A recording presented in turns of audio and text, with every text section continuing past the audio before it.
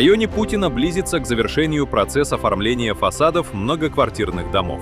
Всего в рамках второго этапа здесь строится 38 жилых зданий. Каждый дом отличается уникальным дизайнерским решением и оригинальной формой, что придает новому району неповторимый архитектурный облик. Параллельно с фасадными работами специалисты активно ведут прокладку внутренних инженерных коммуникаций и занимаются благоустройством прилегающих территорий.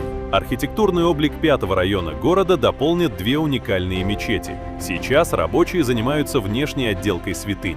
Реализация нового района находится на личном контроле главы Чеченской Республики, Героя России Рамзана Ахматовича Кадырова. Благодаря этому все работы ведутся строго по графику, а высокое качество строительства остается главным приоритетом на каждом этапе.